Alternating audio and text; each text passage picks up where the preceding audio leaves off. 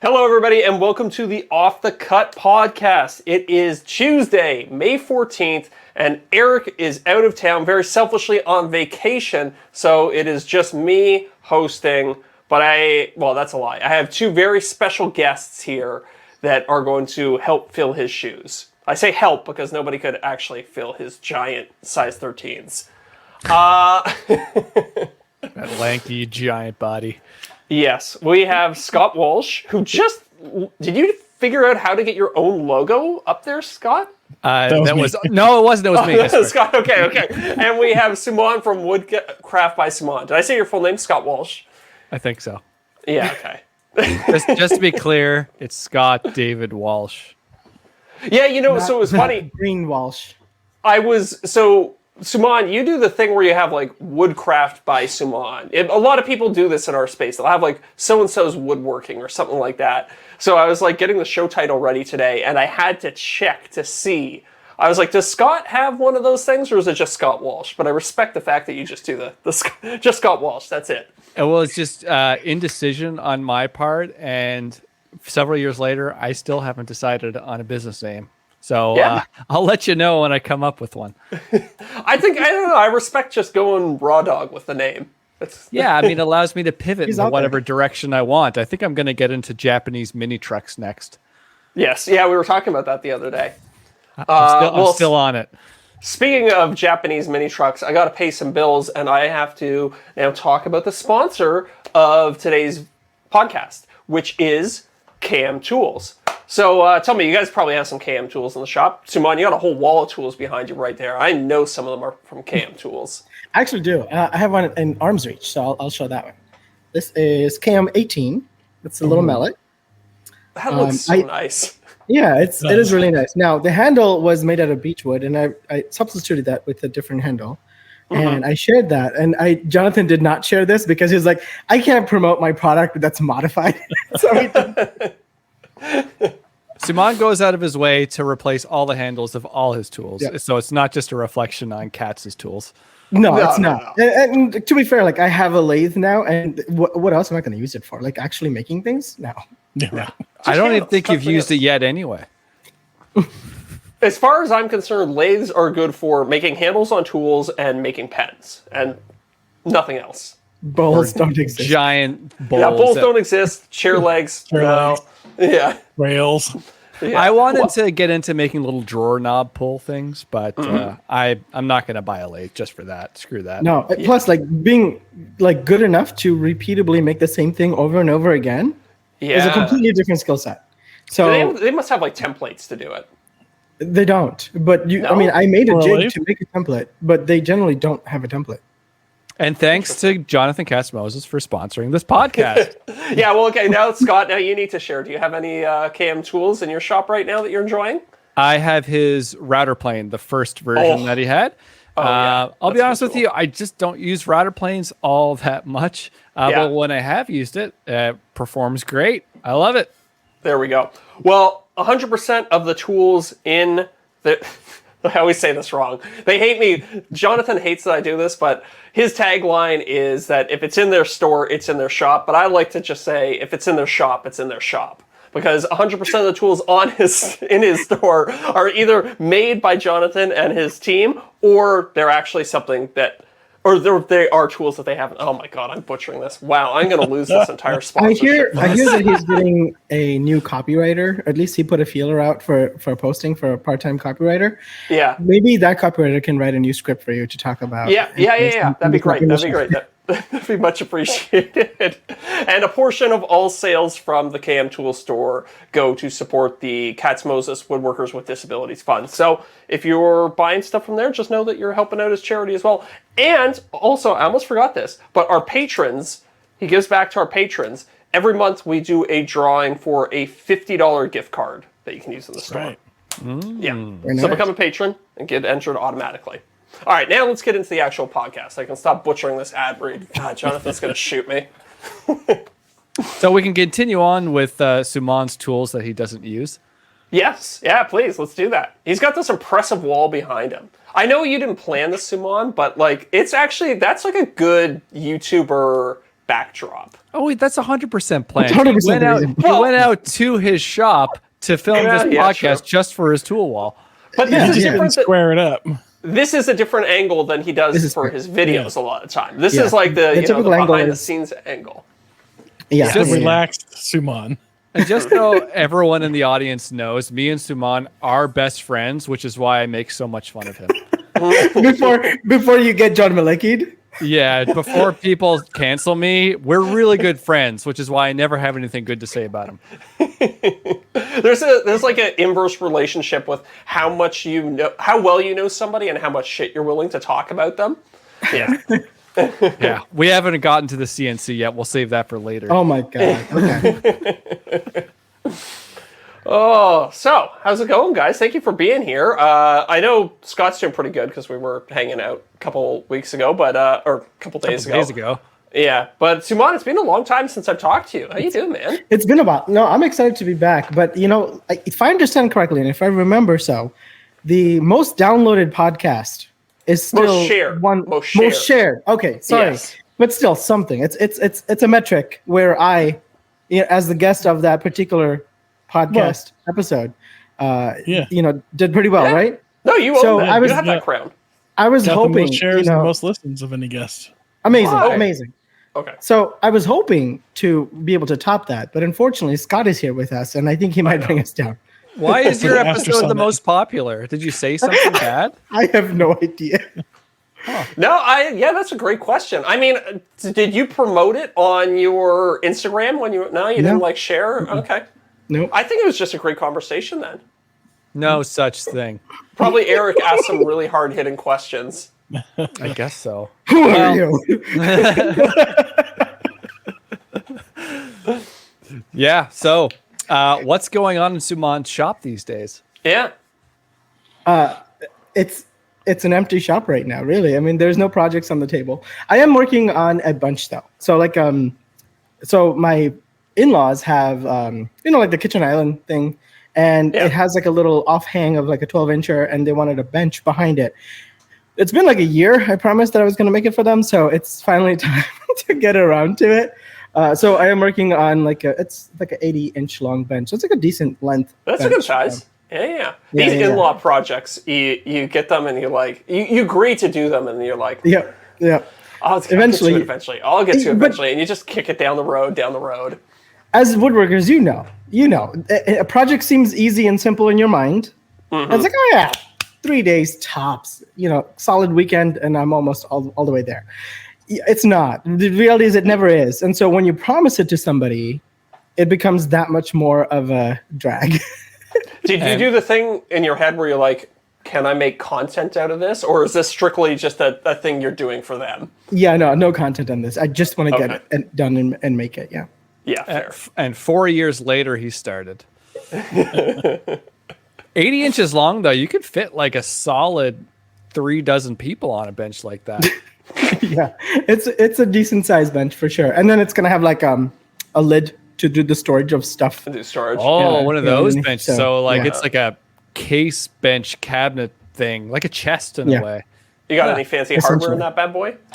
I have these sauce hinges. Sauce. So they're like I don't know if I have one around here. Maybe I put They're it Look like at right. the brand, right? Hold on, Yeah, hold on. It's spelled weird, I think. SOSS. I think there's a I year got in it. there. Hold on. Okay, so this is what they look like. Yeah. Oh, yeah, sure. Yeah, those So- are really cool. They have the mechanism inside it is really dope. And they're really they're very, very stout. And typically I've seen them being used in doors, like old school, heavy solid wood doors. They'll put 2 of those in and it's great. Yeah. So just and for in people fact- who are listening who didn't see what he showed, they're a concealed hinge that go on the edges of 2 boards. They're routed in with a pocket, and when they're closed, there's no evidence of the hinges at all. So they're very. What are you using to route those in? Oh, just a 1/2-inch bit. That's all you need. So Just a bit in like a jig or anything? I just eyeballed $30,000 it. CNC. I literally just eyeballed it and it works fine. Oh, wow. Yeah, Show yeah. off. It's surprisingly very, very like all of the dimensions. You're like I measured it. I'm like, oh, that makes sense. And then I measured the next dimension. I'm like, oh, that makes sense. And you measure all of it. And you're like, this is just everything just makes sense. You can just eyeball it and just go to town with the router, and it's fine. Okay. So I've seen those in their home because almost all of their doors have old school, like from like probably 60 years ago, sauce hinges. And so I'm like, all right, I'll just buy those and make sure that they all match kind of thing. But they're surprisingly functional and very, very durable. These aren't a new thing? I thought these were a new thing. They're ancient. They're ancient. I've seen them on some old stuff before. Weird. Oh, that's cool. So this bench is going to be like a painted base wood top, or what are you doing? Yeah. So all of the base is shaker style cabinet, just to match the cabinets, and then it's going to be painted. It's like almost like a off-white, creamy white tone, and then the top is going to be Sapili. And are you spraying? Oh, good question. Are you spraying? Yeah, HVLP. Nice. Yeah. Fancy. Do you do the whole like tent thing in your shop? Do you make a little spray booth? In this case, I'll probably just do it outside, because I'm starting to lose space in the shop because I've got some new equipment in here, and I think Scott mentioned we'll talk about it later.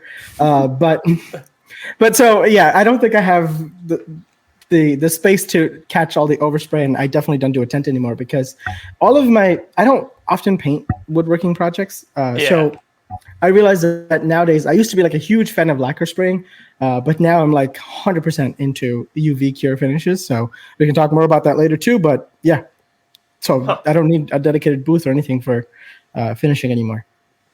Nice. Okay. So is this your first woodworking project in like 1 or 2 years? It's so funny because I generally I'll try not to. Sometimes I'll do a project just to do a project.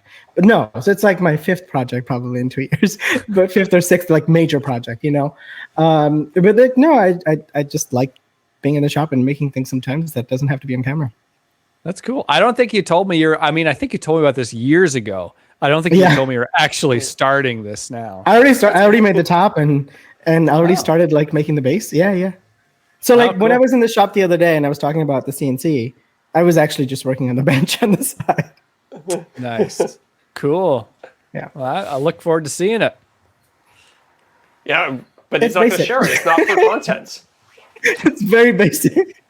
It's one of those things it does the job. It looks like it belongs in the space, and that's it. There's nothing interesting about it. I am gonna, because it's 80 inches long, I am going to do a sliding dovetail for stabilizing the top. So nice. maybe cool. I'll do a reel out of that. But that's it. Yeah. Sorry. I was going to say, Suman, you do a great job of picking elements of projects. Like I watch your reels all the time, and it'll just be a part of a bigger project, and you don't even there's like almost no context to it. It's like not like you're just showing a different way of making a joint or something like that. And I don't know. I feel like Scott and I are maybe not the best at that. We do the whole project thing, but we don't whack it up into smaller content as effectively as you do. Oh, I just don't even do that at all. So. He doesn't care. Yeah. Scott doesn't care too. There's a difference. But no, I think maybe one day. Maybe one day. No, but there's a skill to it. Like, there's a skill to making a long form video, and there's a skill to making a short form video, and it's actually quite hard to make the two mesh. Yeah, I agree. I think it's hard to be good at both. So with my short format content, I sometimes like to say, I show the essence of woodworking, and that's it. Nothing. There's no context. There's no build. It's just the essence. It's like an appetizer, and that's it. So. Yeah, that's a good way to think about it. That's interesting. Did you start doing that? Like, at what point? Like, was that always your vision for it? Yeah. So I always wanted, because the way you get the broadest appeal is to do something that's very much out of context. There's no project. It's not, if you're not interested in a table build, it doesn't matter to you. It should still apply to you. And then if you're not into woodworking, the sounds will be crispy and like, it'll titillate your sensibilities. So satisfying to it'll watch. bring you in there. Yeah. So it's got this like bang in the beginning, some development, and then something satisfying at the end. And hopefully the sounds and the visuals kind of keep it together for the whole ride. So Yeah, it's always been intentional. And usually when I talk about actual woodworking, it tends to be more in the stories. And so that's why my tagline on my Instagram page is come for the reels, stay for the stories, I think is what I call it. Yeah, I think you do that a little bit of that on the YouTube side of things too, like on the long form side. Like when you're making a thumbnail and a title, you almost never put like, hey, I'm building a table. You try and pull some relatable elements out of it that appeals to a wider audience and put that out there as your lead for it to draw people in. And then, 30 seconds later, they're hooked and they watch your whole video, hopefully. Yeah. I haven't been doing a very good job of that in the last 2 videos for sure, but yeah, hopefully. Are we allowed to answer some of the questions that's coming through in the chat? No, we ignore those people. We ignore those people? No, go ahead. Which one do you see? So there's one comment, Hi Woodworking Design said, are you using vesting HWO? I don't know what HWO. That's scary. That is the vesting is like a Rubio knockoff, isn't it? It's like a 2-part.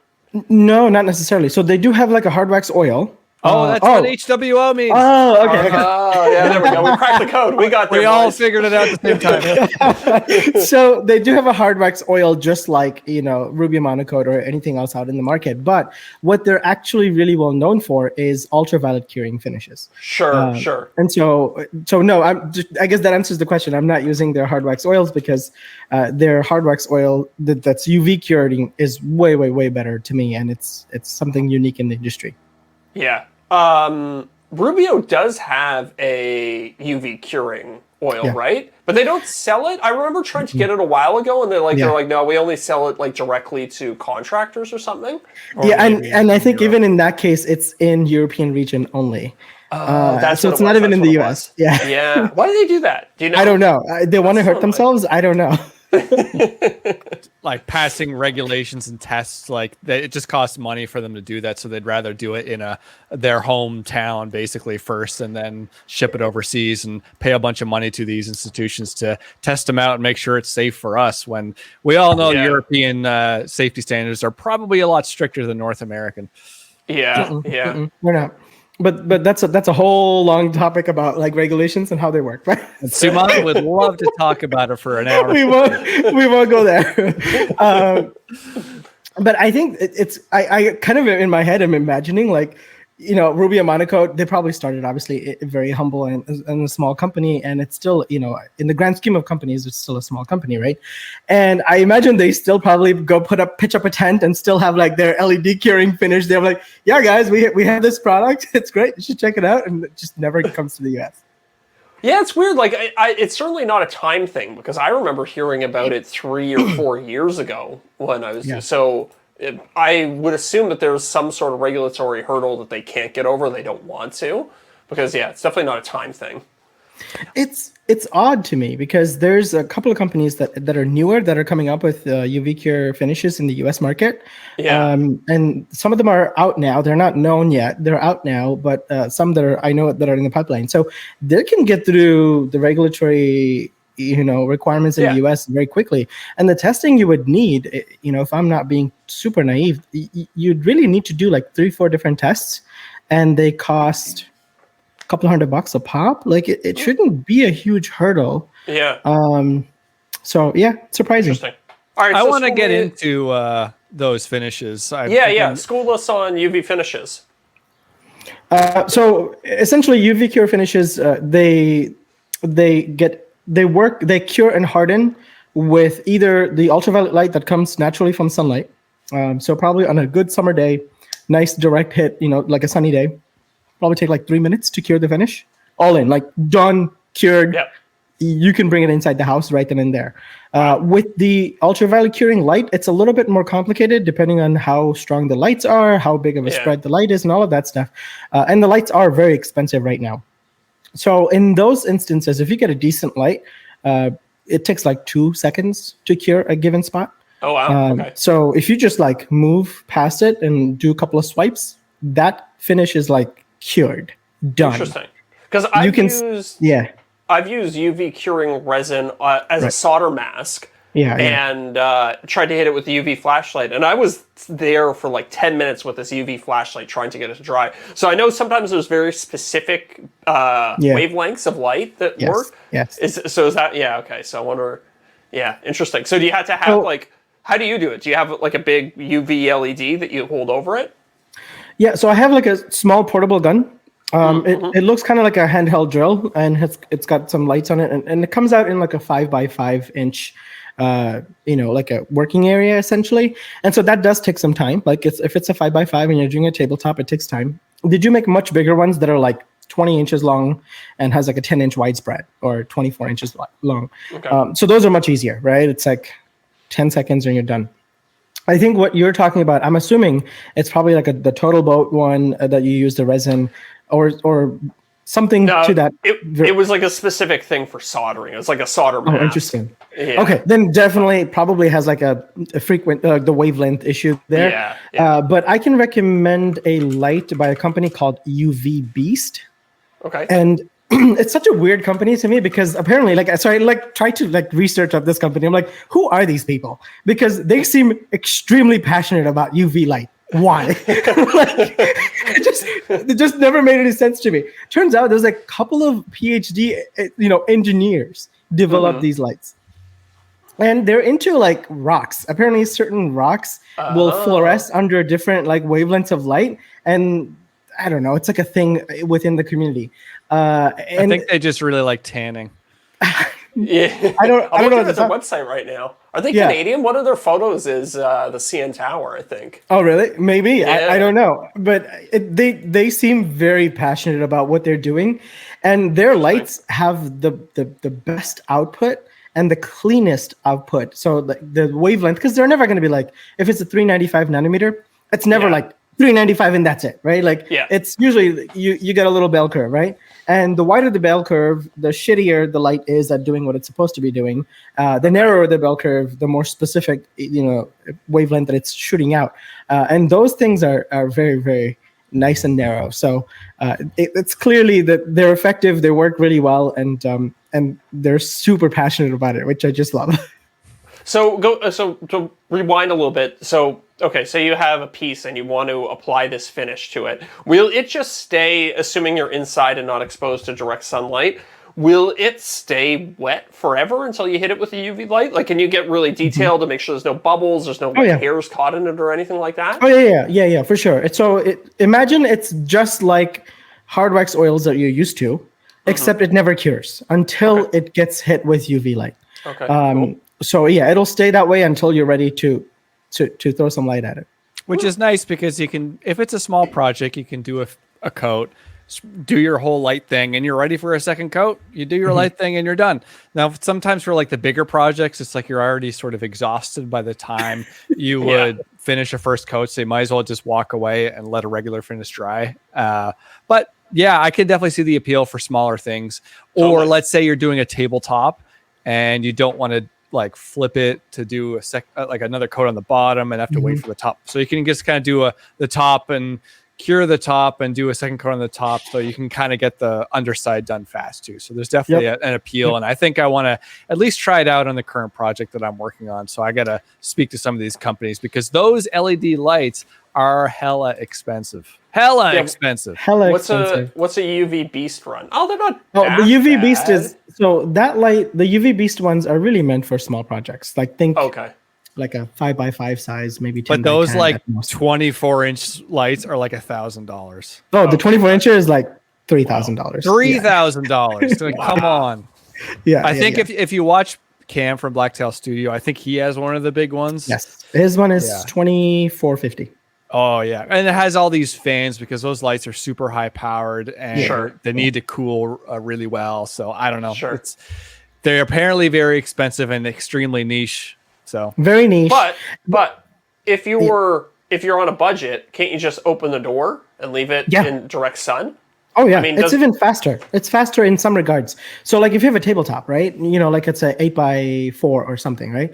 Imagine running the light like a smaller light, 5x5 light over it, right? Like the whole time. It takes you probably 10 minutes to do that. You could just like roll it out, have a beer, and by the time you take 5 sips, you're done. Like, you know what I mean? So What kind of tanning lotion do you have to put on before you use one of those things? Great question. So it's something that I never really talk about. But the thing is, with the smaller lights that you can get a hold of, unless you're using the industrial ones, UV sucks at reflecting off of surfaces, and it also sucks at penetrating anything. So if you're wearing clothes and maybe you're wearing sunglasses, because sunglasses have UV protection, and it's actually surprisingly almost 100% effective. Yeah. You really don't have to worry so much. I mean, you can obviously take more caution because UV inherently is a carcinogenic product. But generally speaking, you get exposed to it anytime you go outside all the time anyway. Not that you should. Dermatologists would kill me if I said that. But you get the point. The point is it's really not that more harmful than your everyday exposure if you are being cognizant. Put your sunscreen on, Suman. I mean, but if you're telling me that it takes 10 minutes to cure it with like a hand lamp, or it'll do it in seconds outside in the direct sun. That tells me that you're getting a much heavier dose simply while walking outside. So. For sure, but you're at the mercy of the weather. If it's cloudy, it's not going to work as well. Sure. And also, if it's raining, then you're really SOL. So what I don't recommend is you take that light and you point it on your skin like this, right? Yeah. Like that would be bad. But if you're actually pointing it on a workpiece, the amount of light that reflects out, it's not that strong. And I'm guessing sunscreen would probably work, wouldn't it? 100%. Sunscreen would work, or you could just put on a hoodie and you're good. It does not penetrate fabric. So I'm and I'm not just saying that. I actually measured them, just to make sure that I don't speak BS. It does not penetrate any decent fabric. So what's the UV finish that you like the best? So far, I like the vesting the most. The vesting one, okay. There is a new product that should be coming to the market soon. Okay. I'm gonna get some of it tomorrow, so to be TBD on that. But it looks to be a lot more promising in some regards, especially for walnut. So Chemivir is another one, fantastic for any lighter colored woods. Okay. Vesting is a little bit better for walnut. Or darker colored woods in general, but I think this new product is going to be probably the best option for darker colored woods. Okay. I wonder, will they ship it across the border? You could come by. I have so much UV. Good question. That's true. Yeah. My fiance Sophie, she was like, "Hey, can we go to Buffalo?" She loves Trader Joe's. Oh yeah. She was like, "Can we go down to Buffalo to go to Trader Joe's?" I was like, "Okay, but if we do, I'm gonna bug Suman and I gotta get something for myself out of this trip." Scott, I'll have quite a bit coming in tomorrow too, so I'll try to figure out which seems to make the most sense, and then I'll give some to you. We can figure that out because I know this project is going to take you at least a few more weeks to get anywhere close to even applying finishes. So I might be like in 2 weeks, maybe I might be finishing it up. So hopefully by the end of May. Have you started doing any of the bent lamination yet? No. Can we talk about what this project is, or is it super top secret? No, it's not top secret at all. I'm making myself a desk. A fancy boy desk. A fancy desk. So just to back up a bit, I do a lot of like construction lumber pine projects on my channel to try and make it more accessible. Now, I personally don't get much satisfaction out of doing that. And I think the term you used the other day was soul eroding. Yeah. And very dirty on all my tools. I spent a long time recently cleaning up my router table, which was brand new a few months ago, and all my saw blades and stuff like that, because just the pitch on that it collects on the blades. And when I opened up my router table, it kind of looks like there's like sawdust on things, and then I brush it away and it doesn't go away. And it's just like, what is this stuff? And then you just kind of pick at it with your thumbnail. It's just like this like goopiest sawdust you've ever seen. Anyway, if you leave it for long enough, it'll go rock hard on you. Yeah, I know. And I don't want to happen on some of my new machines. Anyway, so it was high time for me to do something for me. And hopefully people will find it inspirational, if nothing else, because it's going to be a really fancy looking desk with zero straight edges. It's all lots of curves and things like that. Stuff that I personally like to challenge myself with as a woodworker and as a designer. I think I have a sort of a natural knack at designing furniture, but it's really untapped. Like I never really design furniture, but when I do, I'm really proud of the results. So I want to make that more a part of everyday life for me, to just sit down with a pencil and paper and just draw something. So I drew some desk designs a while back, and I settled on one, and yeah, it's going well. Basically, if I had to describe it for an audio podcast, it's kind of like a trestle style table ish, but 2 tiers, right? It has 2 tiers. So there's the main desk surface, and then there's sort of like a monitor bridge on top that'll hold my monitors and my speakers. The desktop itself is a radius, so it kind of curves around you slightly. It's all made out of walnuts. I bought how many slabs did you buy?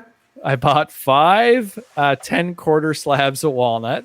Wow. And because of all these curves, a lot went to waste, because you cut a curve out, and the slabs were relatively straight too, so I couldn't really utilize any sort of natural curves in. There was a little bit, but not a whole lot. So there was a bit of waste, and there's still more to come. Everything's pretty beefy, but I'm gonna kind of shave things down with a spoke shave after. I have some plans for some nice lines and shadow lines and curves and facets and things like that. And then sort of in between the front and back legs, where it's kind of has a bit of a waist to it, but there's a void in the middle that's going to have some twisted bent lamination. So I ordered some walnut veneer and some I don't know how to pronounce this species. Pot Ferro. Suman, how do I pronounce that? You know what species is it? Pot Ferro. Pauferro. That one. I have no idea how to pronounce it. No? Okay. That wood is actually more common in instrument making, I think. So I heard of it before there. Oh, okay. I originally wanted to get Cocobolo, and I already have a tiny bit of Cocobolo veneer.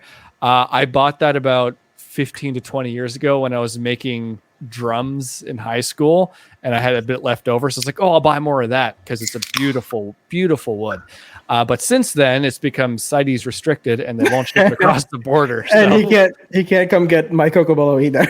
So I chose a species that looks kind of like it, but it's not as intense, which is a shame. But oh well. So yeah.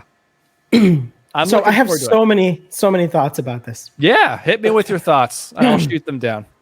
So first of all, we talked about this. This is why I said earlier, did you get to the bent lamination part yet? Because it's a compound bent lamination. It's not just here's a curve. It's a twisty compound bent lamination, which I don't know how you're going to create the form for that. It's gonna be a hot minute, and then you have to make 6 of those, right?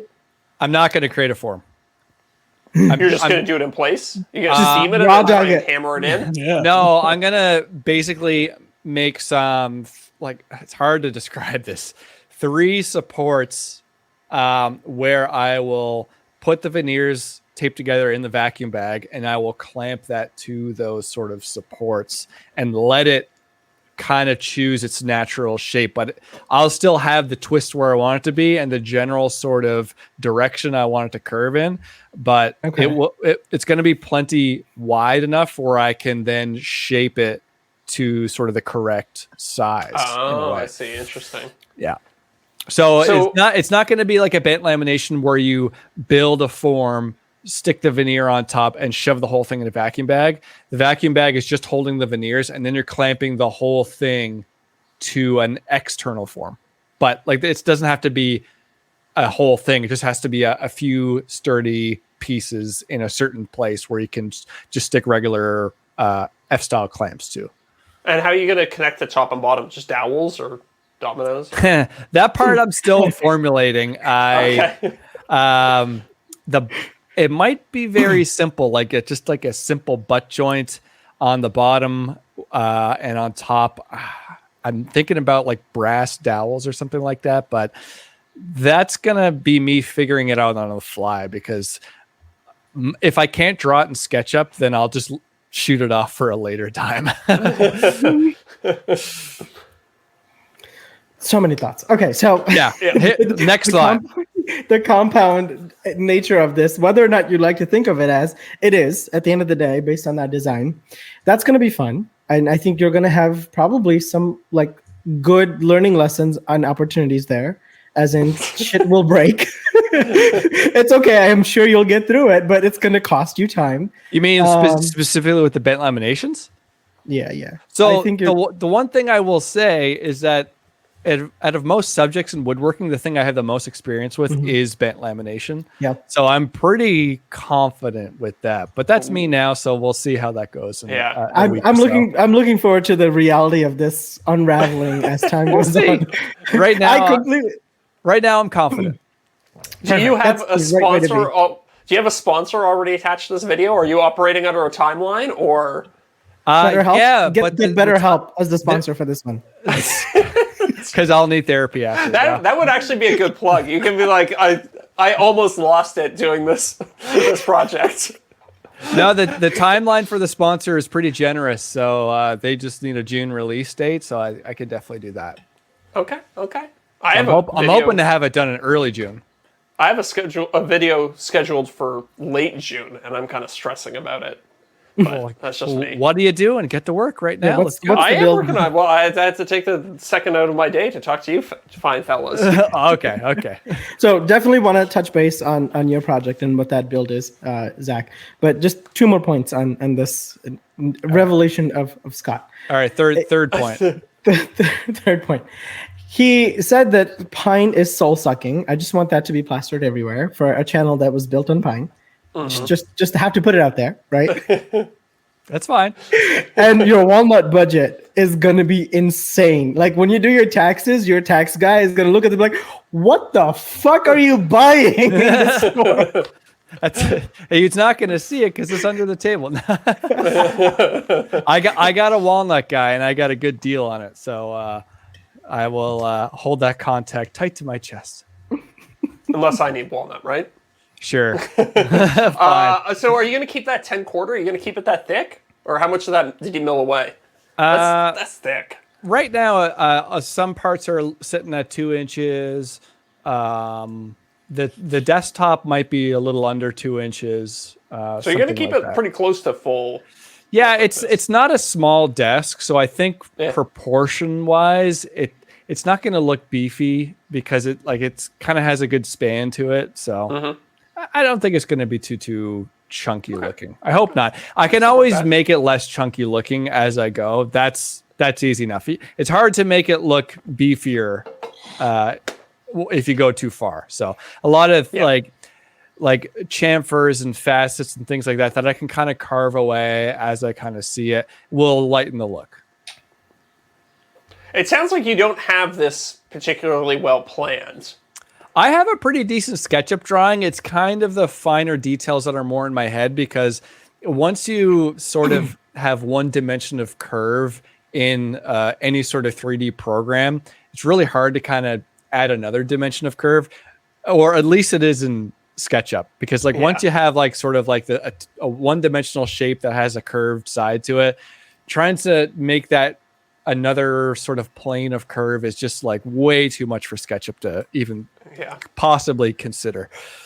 You know what's lovely about architects or designers is that they get to come up with the wildest, craziest design, and then somebody else has to build it, right? It's not their problem after the sketches are done and it's all signed, sealed, done away, right? Yeah. Scott, on the other hand, is going to feel the pain on both ends of that stick, and I'm just looking forward to it so much. I honestly, I truly like that because I when I have sat down and designed furniture, I never think, oh, I need to dovetail this or, oh, I need to mortise and tenon that. For me, it's 100% aesthetic. Do I like how this looks? Do I like that? Just purely aesthetic. And then I'm worrying about the construction of it later. Is it going to be strong enough? I don't care. What kind of joinery? I don't care. I'll figure it out later. It's very hippie of you. It is. It will be as it will be. We'll come up with the joinery later. Well, I think that's really telling because I have such a technical background in engineering and whatever. Right. I think this is why I gravitate towards this style of furniture making so much, or not style, but this method of furniture making where I really don't care about the construction because once I'm out in the shop, that's when I can figure that out. Right now, it's just how do I make this look as cool as I possibly can? How can I make this as attractive or whatever? That's why when I sit down with a pencil and paper, I can just be free and just sketch whatever I want. And then the technical challenge later is fun in a totally different way. Have you ever designed yourself into a corner though, where you're like, you design something, you're like, oh damn, I actually can't figure out how to build this?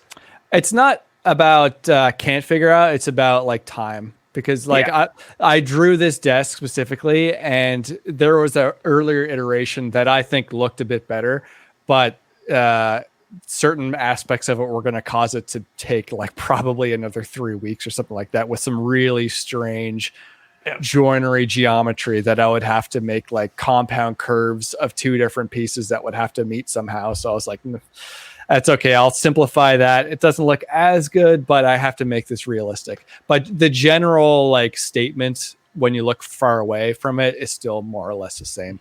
Yeah. There's always a trade-off in your head, right? Like you always have to think like, will I actually get more views on this video by adding this complexity to the project? And so is like, okay, maybe I'll get 10% more views, but it's going to add 3 weeks to the production of this video. Yeah. It's like, okay, that's out the window right away. Like that's not going to fly. Yeah, and the video aspect is another thing on top of that. And when designing this desk, I'm thinking about titles and thumbnails, or at least just a thumbnail and how it looks. And really with the desk, there is one like kind of main eye-catching aspect to it, and that's the bent lamination.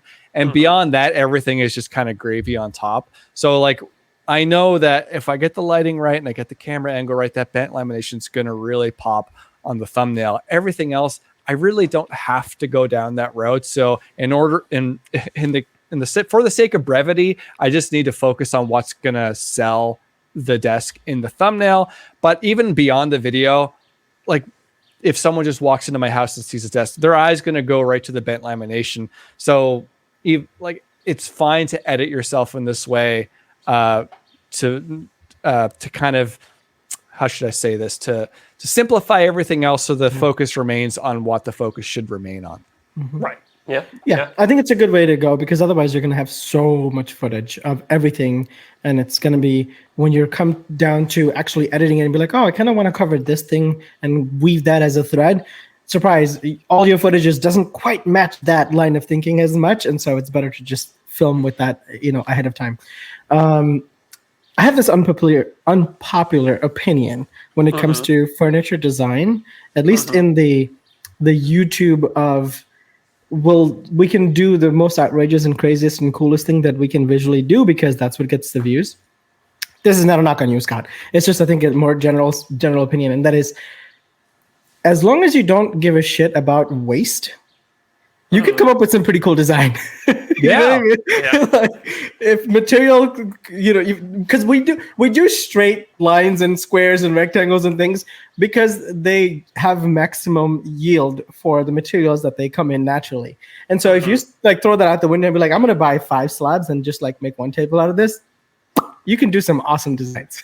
Yeah, when I was drawing this, I'd never once thought, "Oh, this is going to waste a lot of walnut." I only realized that after the fact. No, I'm just kidding. Like I kind of knew it was going to go this way, but yeah, I mean, I just don't want to be held back by straight lines and things like that. I want things to look the way I want them to look. I mean, honestly, at the end of the day, making your own furniture is inherently wasteful. The most efficient thing to do is to go buy a particle board thing at IKEA, right? Like if you're making a solid wood table, it's really, I don't know, it's about your own ego at the end of the day. It's like, oh, I prefer hardwood over, MDF or particle board. Yeah, and especially when you're working with slabs too, because you're really, all the waste is like coming from you instead of the sawmill. So if you went out and just bought some boards where all the live edges were already ripped off, the sawmill kept the waste. Like, it doesn't seem like you're wasting it as much. Yeah, totally. Yeah. But in reality, if you it's just somewhere else. Yeah, it's just somewhere else. But like in reality, when you're cutting things out of the slab, you get to kind of choose, well, the curved part fits nicely here and the grain flows there. And in actual fact, it probably creates less waste when you do it yourself. It just doesn't seem like that because, you know, you got to deal with a whole bunch of garbage. That's a great point. I never really considered the fact that the sawmill does the waste for you. A really good way to look at it. Although the only downside is nowadays walnut slabs are so popular and they're priced accordingly that it's like you're still paying for that waste because they're charging you by the board footage of that slab, essentially. Yeah. And to play devil's advocate with the point that I just made, when it comes to kiln drying slabs, that's probably more wasteful because the slabs take up way more room than regular boards do. And then all the energy that it's using to dry what's in the kiln when the kiln is not as full as it could be with regular boards is probably more wasteful than just the scrap wood that you've made. You know what I mean? Yeah. Yeah. Yeah. I mean, the most eco-friendly thing to do is just not to build your own furniture. Yeah. Yeah, that's a whole rabbit hole we don't need to go down anymore. But yeah, I'm super excited for this desk. I'm feeling really good. I've been working on it for a week now, and I've made good progress. The sides are already done, and I'm going to start gluing up the top tomorrow. And then once the top is done, I'll start the bent lamination. So do you have an angle that you're working for this video? Or is there anything more than the bent lam? Some sort of story you're trying to integrate into it to catch people's attention? So as I'm building, I'm kind of thinking of what I want to talk about. The video is going to be pure voiceover. And I think I'm going to just talk a lot about how I've been sort of hindering my own progress as a woodworker by trying to cater to a more beginner audience. Oh, interesting. You're actually going to address that in the video itself. Yeah, I am. And like, I don't know if I'm signaling a huge shift in the channel direction where I'm like not going to focus on beginner content at all, but I think I want to try a solid 3 videos in a row where I make some the best furniture I think I can make and see how that goes, because this might come out of left field a little bit, and so YouTube, the algorithm, quote unquote, might be like, I don't know where to give this video to because his audience doesn't like it. So I think I gotta give it maybe 2 or 3 videos and see how the views are, and if it doesn't work, I'll just go back to making 2x4 workbenches, because I think I could just make a 1 2x4 workbench a month and be able to eat and feed my family. So whenever you approached the design of your desk, I'm curious, did you approach it from a standpoint of the function that you want to get out of it or the form that you wanted to achieve with it? It's probably like 95% form. Yeah. Okay. Functionally, it was like, I want my speakers and my monitors kind of on a platform. And beyond that, like I just started sketching on paper, and this is where I found myself, sort of thing, which I find very nice coming from someone who is a very technical person and wants to make everything 100% functional. So it's cathartic in a way. Not to derail the whole conversation in a new direction, but I just got a notification from eBay on this little slab. It's like a little maple burl slab. It's not that big. It's pretty small, and it's like $30. At least my highest bid is $31.91 because you got to gun it with the 1 cent. And current bid is $24.50. Let's see if I win it by the end of this podcast. Do you actually bid on things on eBay? Anytime I go on eBay, I'm strictly like, just what's the buy it now price? So I reached out to this guy who predominantly sells burls and like figured woods. And I'm like, dude, I'm not really interested in doing this whole bidding thing. Can you just like bundle up all of the burl slabs that you have listed, and I'll just buy them all. Like you've sold this enough, you know what the price is. You told me what the price is, and we'll figure it out. It was like no, like literally just said no. And I'm like, okay, I am bidding, and you're gonna have to ship that to me. So does he have no buy it now price? He's like strictly bid only. Strictly bid only. Yeah. How big was it? Oh, it's like small. It's like a 16 by like 12. something. I wouldn't even consider buying that if I saw that on eBay. I'd be like, I'm not going to monitor my bids and like try and, I don't know, one up the next guy. It's too much It's work. like it's 2 inches thick, so that's a decent sized burl, and it's got good figure in it. So my goal is to make some kind of handles or something like with epoxy. I just got like a vacuum pump for the epoxy resin stabilization thing. Oh, nice. Yeah, So I kind of wanted to play with it, and I'm like, I don't have any like small burls like that, and so that's why I wanted to get a hold of a couple. But I have to play this bidding game, I guess. So, Zach, if you go visit Suman in Buffalo, get him to show you his basement. Yes. Is that where he keeps the fun stuff? He has an Bodies. extraordinarily large amount of wood. So it doesn't surprise me at all that he's buying wood left, right, and center while we're on a podcast. Yes. And he has a problem.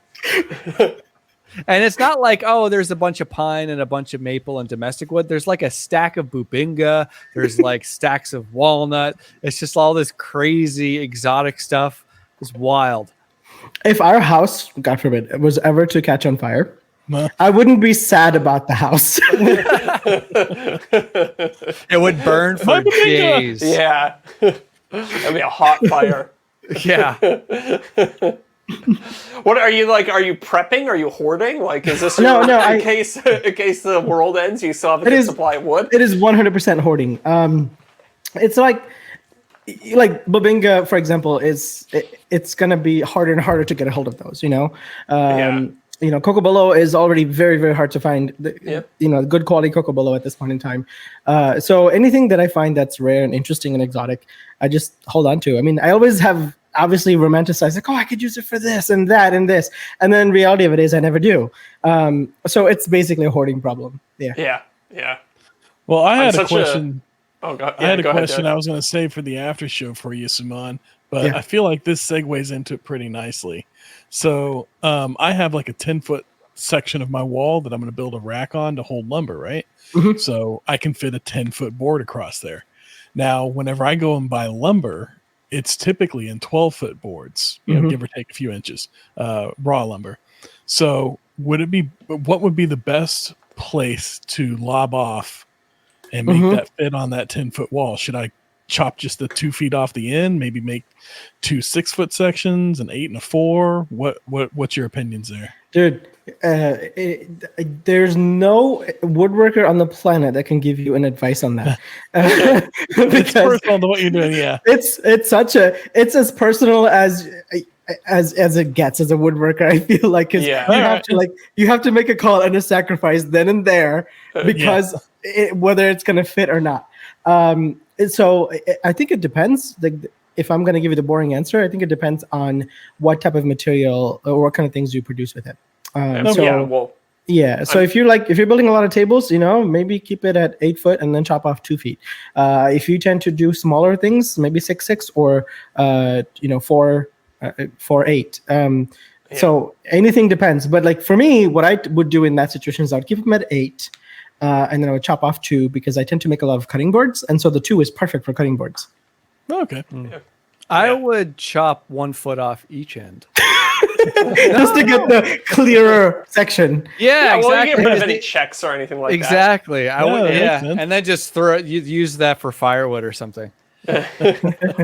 I would keep the lumber at the store until I actually knew what project I needed it for. That's the You're real not a hoarder, answer. that's why I didn't ask you. That's the real answer. I do the same thing, but I think this is a Toronto problem where we severely lack space. Yeah, true. I think both Zach and I have a project. We go buy the exact amount of lumber for the project, maybe plus 10%. And we make the project, and if we have something left over, then maybe a cutting board. I don't know. I keep it lean. I use the just-in-time inventory system for my stuff.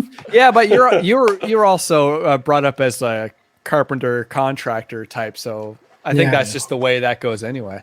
Well, no, I think maybe you're right, but I also have this like PTSD of running a construction business for so long. We ended up with so much crap. Like, I mean, Scott was in my shop the other day, and it's relatively clean now. Yeah, but that's like that has been a project of just getting rid of stuff like that. It used to be so much more cluttered than it is right now. And even now, I go in there and I'm like, this is a little cluttery for me. I'm a neat and simple type of guy. So Yeah, you share your shop with your dad too, right? yeah. So it's as minimal as I can make it, as clean and organized as it can be. That's what I like to do, and I've learned that through doing the opposite way. Being like, this is horrible. I can't find the one thing I need. Yeah. So Yeah. Interesting. Our parents' generation tend to be more the hoarder types. totally. Yeah. I tend to have this mindset of, if I'm going in to buy just what I need, what if I need more? It's not Get 10% logical. more. No, I usually buy like 50 to 70% more when I do it. I can't stop myself from doing that. So then I have like a whole bunch of leftover material from that, which further perpetuates my hoarding problem of wood. So For sure. it's a problem. I get that. Like I've definitely been burned the opposite way too, where I get 10% for a project and I'm like, oh no, I actually ended up screwing up 2 pieces, and now I have to drive 2 hours to the mill, buy something, bring it down, mill it up. So there is logic to buying more, like significantly more than you need, but there's definitely a sweet spot to be hit too. Yeah. Yeah, And, actually- like for you guys, you would actually have to go out each time you're doing a project. I just go to the basement. You know what I mean? It's a little bit. I work from home, so like I roll out of bed and go to my office, and then like in my house and work. Yeah. And so it's work from home for a woodworker for me. Yeah, fair. I mean, I'm secretly super jealous, but I ran into the same thing with this desk. Actually, I bought 3 slabs from my guy a couple months ago because I knew I wanted to build this desk. I knew I wanted to make it out of walnut, and I had the Vega design in my head and a rough sketch on paper. And I was like, 3 slabs sounds like a lot. 10 quarter, yeah, let's do it. And as I started milling everything down, I usually just at the start of the project do a rough mill of everything, all the stuff I need. I was like, holy crap, I am way off on the amount of walnut. But what I did notice is that this walnut is quite red looking, which walnut tends to be more purple sometimes, especially from the other lumberyard that I go to. It's kind of a purplish hue, but this walnut was different and it looks great. But if I went just to get some wood from somewhere else, it was not going to match. So I texted the guy, and he basically had the rest of the tree still on hand. So nice. I have basically the entire boule, they call it, the whole trunk of the tree in this desk. It's crazy. That's pretty cool. That's a nice little story there. Oh, I'm really lucky that he hadn't sold them yet, and I have all matching wood from the same tree. Yeah. And basically no leftovers either. Maybe a cutting board's worth. So I can't screw anything up either. Yeah. Well, that's Sorry. I don't like being in that position where you can't screw up, because that can be a big delay for a project. You take it to the router table and you're like, oh, is this going to hurt me? Is it going to hurt me physically, or is it going to hurt me emotionally? That keeps you on your toes. I haven't had any sort of incidents at the router table yet. People are very afraid of routers, but routers are scary, man. I have never had an incident. I think people just aren't feeding routers correctly. They start trying to, they like put a flush trim bit in. They just kind of like have their workpiece stopped against it and they flings to the side. But you always just got to kind of go for it. Router table doesn't scare me so much as the trim router. Because the trim router you turn on and you have that immediate centrifugal force where it like wants to like jump out of your hand a little bit. It's fun. Yeah. What router are you using? It's like that torque of like a motorcycle. It's just like it's true. Vroom, vroom. It's true. Wait, what router are you using, Zach? The DeWalt's cordless. Really? Yeah. That one, like, that catches you? No, it doesn't catch me, but it's just got, you turn it on and it's got like a little bit of rum to it. Like, you know, like those little routers will get you. And it also terrifies me because it's one of those tools that'd be completely unsafe if you dropped it, because it's like it's not a pressure sensitive switch or a momentary switch. It's just like an on off physical switch. So if you drop that thing, especially with a big bit in it, it's like better run away and hope that it just kills itself. Now, on the bright side, though, when you do turn it off, that router turns off like fast. Boom. It's really, really quick. Yeah. Yes. I wish, though, they did have it so that, like, when you're touching it, because there's a lot of metal components in that router. When you're touching it, that conductance is like what turns on the switch. Totally. And as long as you let it go, you know, like it turns off. And that's a great idea. But then you can't mount it in your device. Question for it. It's true. Yeah, I think a couple episodes ago we were talking about what safety innovations tool companies could be making on tools. So I think you just cracked the code there, Suman. That's a good idea, but I just chuck that thing in my vise sometimes and use it as like a terrible router table when I don't want to take the bit out and put it in my actual router table. Yeah. I have one DeWalt cordless trim router with one round over bit just dedicated to that router. So whenever I need that 1/8 inch round over on something, I just grab that one router. But then when I want that on something and the piece is too small, I just stick it in my vise. That's true luxury, by the way, having a dedicated tool for a dedicated bit. Yep. That's like the only one. I would like to buy another for a chamfer bit, and then I'd be really happy. There you go. Yeah, why not? Yeah, one for a straight bit too.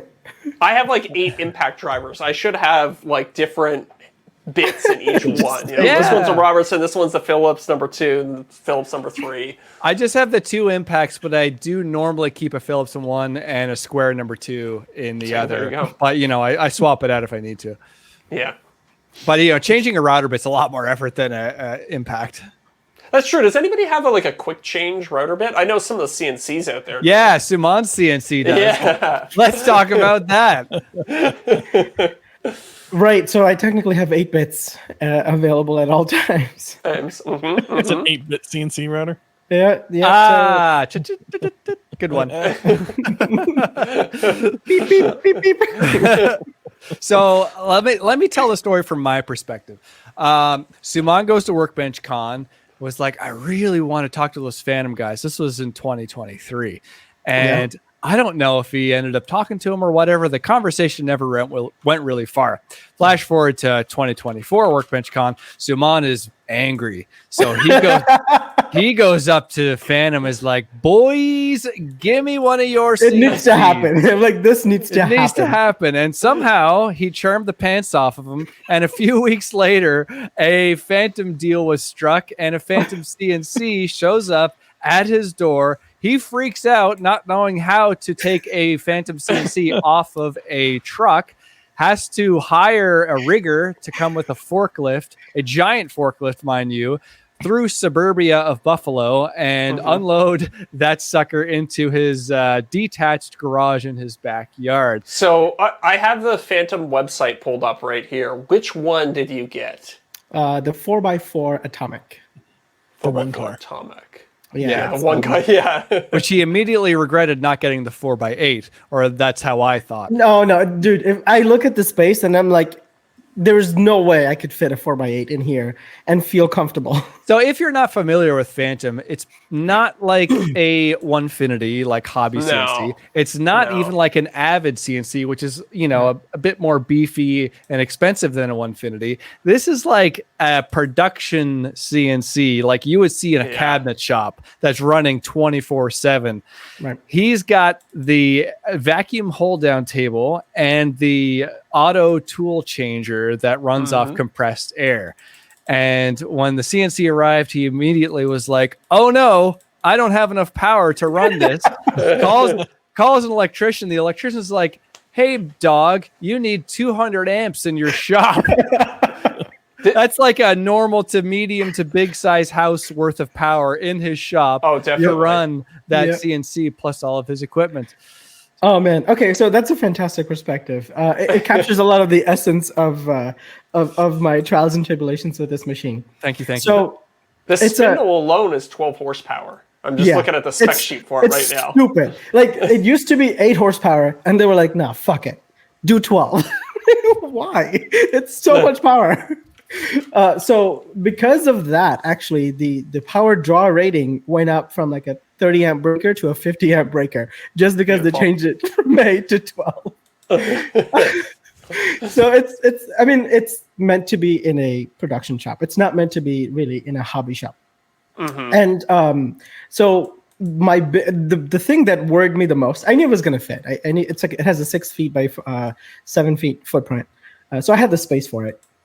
And the thing was getting it from the street to the shop, because the way they ship these, the way they ship these though, it comes in like I think they call it a hot shot trailer, where there is no high low, there is no ramp, nothing. It's just a platform. So in order to get it off, you need to be able to. You can't just use like a, like a jack lift or something like that. That's just not going to work.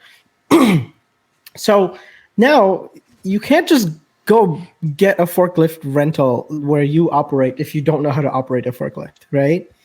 So now you're in like industry equipment rental territory, because that's not a common household thing to rent. And if you enter like a different industry, you don't know what you don't know, So I just made a whole bunch of phone calls, like, do you guys do this? And it's like residential? Yeah. I'm like, they're like, yeah, no, we don't do residentials. So a lot of people were just like, no, we yes, we can do it. Yes, it's reasonably inexpensive, but we don't do residential.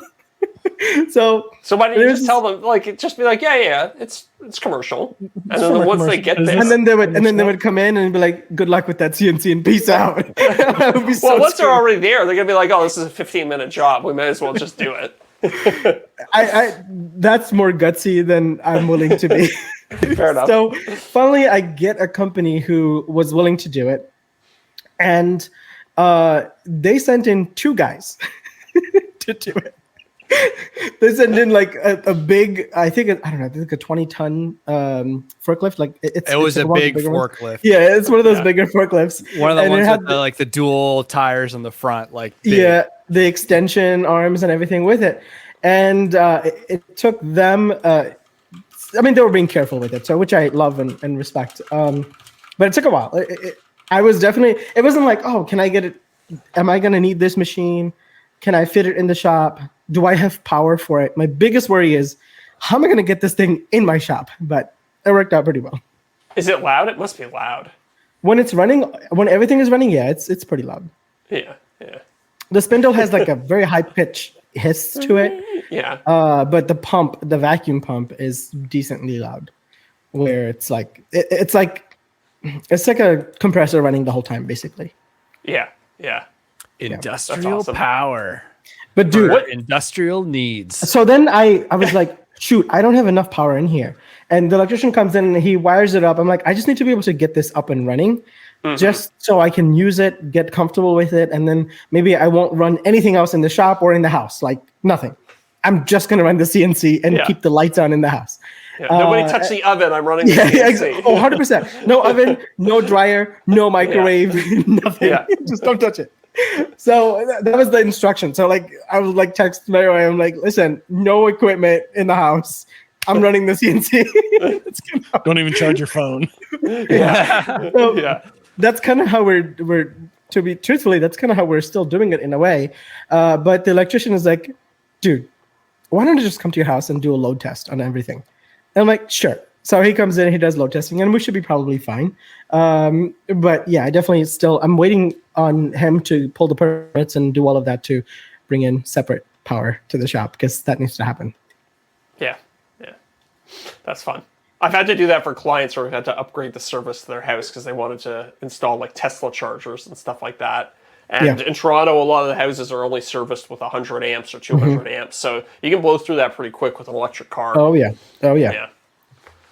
Yeah, the other reason for getting 200 in the shop is so that I can confidently charge a car without having to worry about it, Yep. Because I think the shop at most, it'll probably pull 100-ish. That's a one-person shop, like, running one set of equipment that you can as a single individual, and then probably 50 amps on a car. So it's still within reason to be at like 70. What is the rating requirements? I think 74% in my area. So 74% of the rating is what you can do as a constant draw. Oh, interesting. Huh. So if it's like 100 amp, you can do 70. I'm used to it being like 80%, but here it's 74. So they'll size up your power based on 74%. Gotcha. Suman needs his Tesla charged. Yeah. Yes. Well, Well, gents, we've run through the hour, so I think we got to switch over to the Patreon after show. Ooh. Ooh. We're going to talk trash. We're going to talk about all the brands we hate, all the other creators we hate. So, Eric Spence. Oh, sorry.